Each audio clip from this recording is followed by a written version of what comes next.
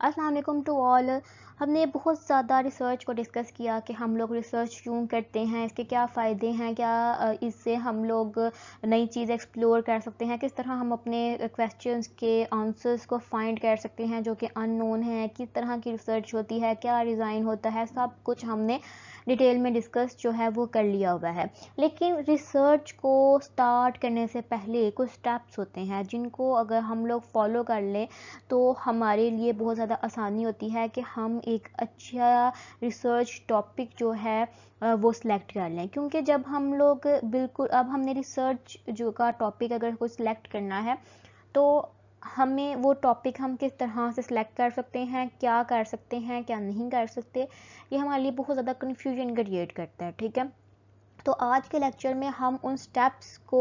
Discuss करेंगे जो research को स्टार्ट करने से पहले हमें फॉलो करने चाहिए ताकि हम एक अच्छा रिसर्च टॉपिक, एक रिसर्च एरिया एक्सप्लोर कर सकें, उसको सिलेक्ट कर सकें अपनी रिसर्च के लिए, ताकि हम एक अच्छी और यूनिक रिसर्च जो है वो कर सकें। तो लेक्चर को स्टार्ट करने से पहले जिन लोगों ने अभी तक मेरे चैनल को सब्सक्राइब नहीं किया उन सबसे रिक्वेस्ट है कि वो मेरे चैनल को सब्सक्राइब कर दे और बेल आइकॉन को भी क्लिक कर दे ताकि हम लोग रोज़ रोज़ मिलते रहें और एक दूसरे की नॉलेज को इंक्रीज़ कर सकें। चलते हैं लेक्चर की तरफ।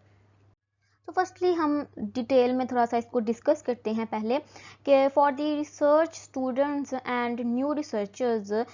जो अभी बिल्कुल न्यू हैं अपनी रिसर्च करियर में, कोई बैचलर के स्टूडेंट्स हैं या फिर एमफिल के स्टूडेंट्स हैं जिन्होंने बैचलर में भी रिसर्च नहीं की, जो फर्स्ट टाइम रिसर्च कर रहे हैं और उन्होंने अपना रिसर्च टॉपिक, अपना एरिया और अपनी रिसर्च की स्पेशलाइजेशन को सिलेक्ट करना है। वो इन सब चीज़ों में बहुत ज़्यादा कंफ्यूज होते हैं और उनको नहीं समझ आ रही होती कि उन्होंने कौन से टॉपिक पे रिसर्च करनी है और कौन से टॉपिक को अगर वो सिलेक्ट करते हैं तो वो बहुत ज़्यादा यूनिक होगा और उसके अंदर वो ज़्यादा चीज़ों को एक्सप्लोर कर सकेंगे। ठीक है, तो जो फर्स्ट उनको नहीं पता होता कि हमने फर्स्ट स्टेप जो है रिसर्च का वो कैसे लेना है। ठीक है, हमने अपने टॉपिक तक कैसे जाना है, बहुत ज़्यादा स्टूडेंट्स को यहाँ पे प्रॉब्लम होती है। अगर आप कुछ स्टेप्स जो हैं अगर आप उनको फर्स्ट टाइम में फॉलो कर लेंगे तो इंशाल्लाह आने वाले करियर में जब भी आप रिसर्च करेंगे तो आपको कोई भी इस तरह की प्रॉब्लम्स जो है वो फेस नहीं करनी पड़ेंगी। आप फर्स्ट टाइम अगर ये चीज़ें जो हैं अपने माइंड में बिठा लेंगे, अगर ये काम कर लेंगे तो आपके लिए रिसर्च जो है वो बहुत ज़्यादा आसान हो जाएगी। क्योंकि जब हमारे पास एक अच्छा रिसर्च टॉपिक होता है ना, एक अच्छा बंदा होता है जो हमें गाइड करे और हम एक अच्छा रिसर्च टॉपिक जो सिलेक्ट कर लें तो फिर हमारे लिए रिसर्च करनी आसान होती है। क्योंकि हमारी जो ओवरऑल रिसर्च होती है वो हमारे रिसर्च टॉपिक पे डिपेंड कर रही होती है। जिस तरह का हमारा टॉपिक होगा उस तरह की हमारी रिसर्च होगी। क्योंकि मोस्टली आप कह लें कि 90% जो हमारी रिसर्च है वो हमारे टॉपिक पे डिपेंड कर रही होती है कि किस तरह का ये टॉपिक है, हम क्या चीज़ एक्सप्लोर करने वाले हैं, क्या करने वाले हैं और क्या एरिया है, इसमें क्या स्पेशलाइजेशन है, जो भी चीज़ है इसके रिसर्च टॉपिक पे जो है वो डिपेंड कर रही होती है। तो जितना अच्छा हमारा रिसर्च टॉपिक होगा हम उतने अच्छी तरह से चीज़ों को बता सकते हैं। ठीक है, अब जो हमारा रिसर्च टॉपिक है वो एक तो हमारी जो है इंटरेस्ट के अकॉर्डिंग होना चाहिए और दूसरी चीज़ आती है कि वो इस तरह का होना चाहिए जिसमें हमें कन्वीनियंसली हम उसका डाटा कलेक्ट कर लें। ठीक है,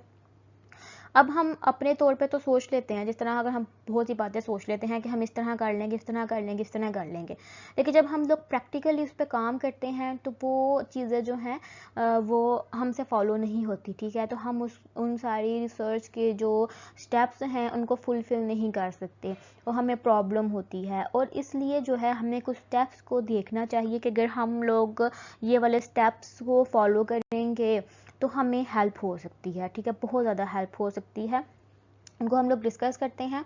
फर्स्टली यह है कि आप लोग जो है वो विज़िट करें लैब्स का और लाइब्रेरी का। लैब्स का वो लोग विज़िट करें जो लोग केमिस्ट्री से बिलोंग करते हैं, यानी कि जो केमिस्ट्री के स्टूडेंट्स हैं या नेचुरल साइंसेज के स्टूडेंट हैं, यानी बॉटनी के हैं, जोलॉजी के हैं, वो लैब्स में जाएं। क्योंकि लैब्स में अक्सर सीनियर्स जो हैं, अगर आप फॉर एग्जांपल आपने रिसर्च जो है अपने लास्ट ईयर में करनी है तो ऑब्वियसली बात है जब आप लास्ट ईयर में रिसर्च करने से पहले जो है वो आप सोचेंगे कि हम किस तरह की रिसर्च करेंगे, ठीक है। मतलब 5th सेमेस्टर में 6th सेमेस्टर में आप लोग जो है वो सोचेंगे किस तरह की हमें रिसर्च करनी चाहिए। तो आपके जो सीनियर्स होंगे वो ऑलरेडी वहाँ पर काम कर रहे होंगे लैब्स में, एक्टिवली हर लैब जो है वो एक्टिव होती है और वहाँ पर कोई ना कोई काम जो है वो चल रहा होता है। तो आप लैब्स का विजिट करें, वहाँ पर देखें कि आपके सीनियर्स जो हैं वो किस तरह का काम कर रहे हैं, वो किस तरह की चीज़ों पे या किस तरह के उन्होंने टॉपिक सेलेक्ट किए हुए हैं जिस पर वो लोग काम कर रहे हैं, कौन सी नई चीज़ जो है वो एक्सप्लोर कर रहे हैं, ठीक है। और उनसे जाकर डिस्कस करें। अगर कोई आपसे डिस्कस नहीं करना चाह रहा, जो आपको नहीं बताना चाह रहा,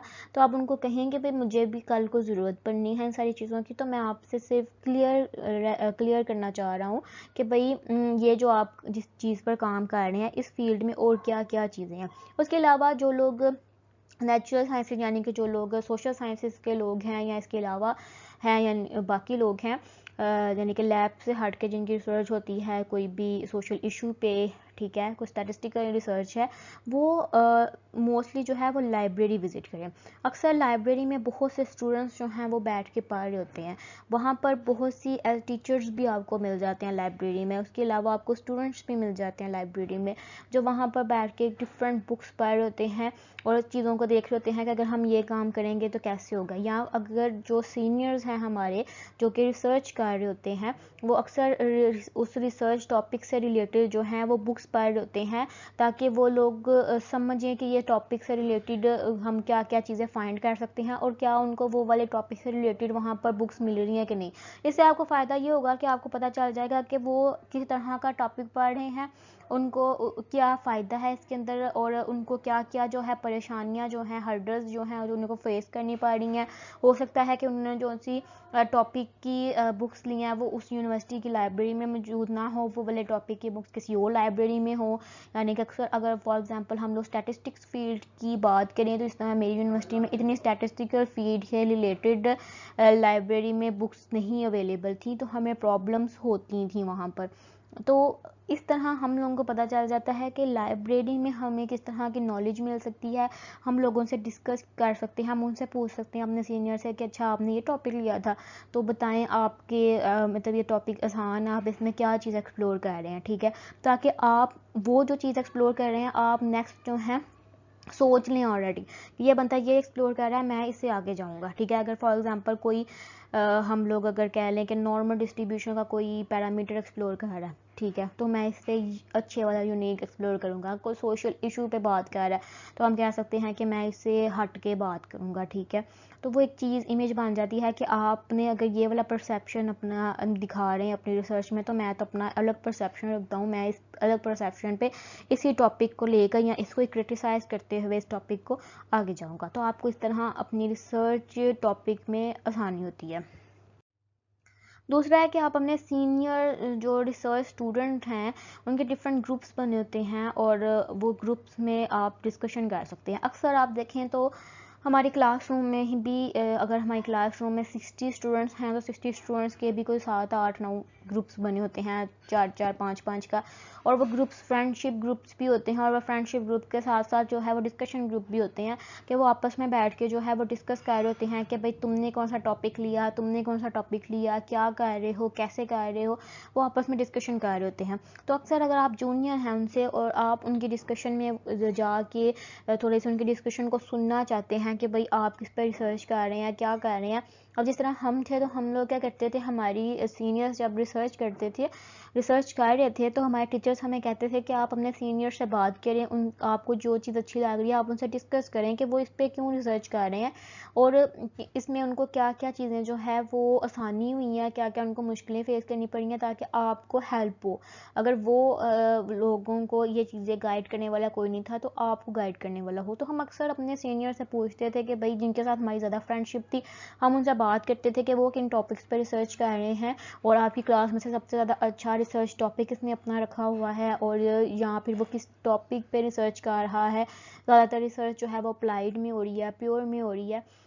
हम उनसे डिस्कशन करते थे ताकि हमारे माइंड में चीज़ आ गई थी क्योंकि हम लोग अप्लाइड रिसर्च करते हैं। तो इससे हमें एक चीज़ क्लियर ज़रूर हुई थी अपने सीनियर से बात करने से कि जिस तरह अब हम उनसे डिस्कशन कर रहे थे कि अप्लाइड रिसर्च अगर हम करते हैं तो उसकी ज़्यादा वैल्यू है, ठीक है, क्योंकि वो हम अप्लाई कर रहे होते हैं चीज़ों को, एक अथेंटिक वे में बता रहे होते हैं कि इसकी इतनी परसेंटेज है, एक इतनी चीज़ है, हर चीज़। जबकि जो प्योर रिसर्च होती है वो स्पेसिफिक सिर्फ उसी फील्ड के अकॉर्डिंग होती है। अगर तो आपने कोई स्पेशलाइजेशन करनी है तो आप प्योर रिसर्च कर लें। अगर आपने कोई इतनी खासी स्पेशलाइजेशन नहीं करनी और आपका इंटरेस्ट भी नहीं है प्योर में, तो आपके लिए कोई ये नहीं है कि कोई बंदूक लेके नहीं आपके पीछे पड़ा हुआ कि आपने प्योर रिसर्च करनी है। आप जो है अप्लाइड करें, क्योंकि आपको अप्लाइड में रिसर्च है, और आप अप्लाइड रिसर्च में ही बहुत सी चीज़ें जो ऐसी हैं जो एक्सप्लोर करने वाली हैं, आप एक्सप्लोर कर सकते हैं। तो ये चीज़ें हमें उनसे डिस्कशन करने के बाद पता चली थी। अगर कोई बंदा आपसे डिस्कस करना नहीं चाह रहा तो आप उससे कहें कि भाई मैं आपसे फ्रेंडशिप करना चाह रहा हूँ। अगर एक ग्रुप में 7 मेंबर्स हैं और तो आप 7 में से किसी एक के साथ तो आपकी बनती होगी, आप उससे बात कर लें, उसके टॉपिक से रिलेटेड डिस्कस कर लें उसके साथ। अगर वो जिस टॉपिक पर रिसर्च कर रहा है आप उससे पूछ लें, ठीक है, कि वो किस तरह की रिसर्च कर रहा है, क्या कर रहा है, क्या नहीं कर रहा, तो और आने वाले वक्त में किस तरह वो इस रिसर्च को कंटिन्यू करेगा, ठीक है, ताकि आपको हेल्प हो जाए। तो जो लोग बैचलर्स लेवल पे करते हैं वो तो मोस्टली एमफिल में भी उसी रिसर्च को कंटिन्यू करते हैं, या फिर उसको आगे जाके जो है उसको कंटिन्यू कर लेते हैं। तो इसलिए एक तो आप विज़िट करें, अगर आप लाइब्रेरी का विज़िट करें, लैब्स का विज़िट करें, क्या नई चीज़ें एक्सप्लोर हो रही हैं, उसके अलावा अपने सीनियर से डिस्कशन करें, ठीक है। और थर्ड स्टेप आता है हमारे पास कि हम लोग अपना सुपरवाइज़र जो है वो ध्यान से सिलेक्ट करें। जो आपकी ओवरऑल रिसर्च होती है ना, आपने सिर्फ टॉपिक सोचना होता है, अब उस टॉपिक पे जो काम करवाना है वो आपके सुपरवाइज़र ने करवाना है। अगर हो सकता है आपने एक ऐसा जो है टॉपिक सेलेक्ट किया है जो प्योर रिसर्च का था, लेकिन आपके जो सुपरवाइज़र हैं वो अप्लाइड रिसर्च में इंटरेस्टेड हैं ज़्यादा, और वो चाहते हैं कि वो अपने स्टूडेंट्स को जो है अप्लाइड रिसर्च करवाएं, क्योंकि हमारी जो रिसर्च होती है ज़्यादातर वो हमारे सुपरवाइज़र पर डिपेंड कर रही होती है कि क्योंकि जो जिस सब्जेक्ट में या जिस चीज़ में हमारे सुपरवाइज़र को नॉलेज होगी वो हमें जो है उस तरह से जो है वो रिसर्च करवाएंगे, ठीक है। तो हमेशा ये ना करें कि आपको अगर इंटरेस्ट किसी रिसर्च में है या ऐसे टॉपिक में है और आप जो सुपरवाइज़र की फेवरेटिज्म कर रहे हैं, यानी कि आपको अगर वो एक सुपरवाइज़र अच्छा लग रहा है और आप कह रहे हैं कि भाई इसके साथ मेरी अच्छी बनती है, मैं इसके साथ इजीली काम करके जल्दी जल्दी रिसर्च ख़त्म कर लूँगा, तो वो चीज़ आपकी गलत है, क्योंकि आपने अपनी रिसर्च टॉपिक को अच्छे तरीके से लेकर चलना है और आप एक ऐसे सुपरवाइज़र को सिलेक्शन कर रहे हैं जिसकी आपके साथ बनती है लेकिन आपके टॉपिक के साथ नहीं बनती भाई, तो वो आपको किस तरह एक अच्छी रिसर्च करवा सकता है। तो इसलिए जब भी अपना सुपरवाइज़र जो है सिलेक्ट करें तो एक चीज़ हमने माइंड में रखेंगे, मैंने एक ऐसा सुपरवाइज़र लेना है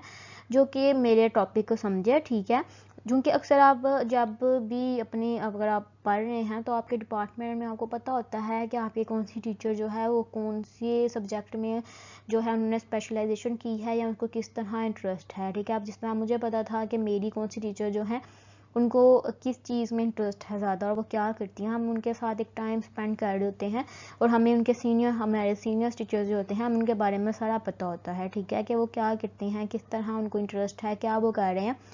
तो हमें इस तरह अपने उनमें से ही हमने सुपरवाइज़र सेलेक्ट करने होते हैं। तो हमें इसलिए अपने टीचर्स के अकॉर्डिंग या अपने सुपरवाइज़र के अकॉर्डिंग जो है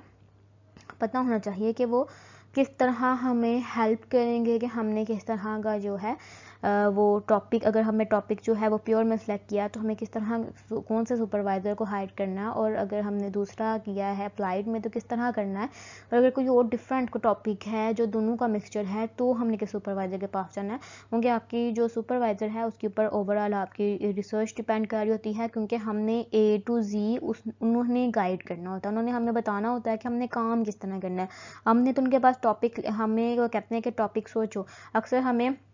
हमारे टॉपिक को प्रॉपर वे में सेलेक्ट करने में भी सुपरवाइज़र ही हमारी हेल्प करती हैं, हमें वो सिलेक्ट करके देते हैं।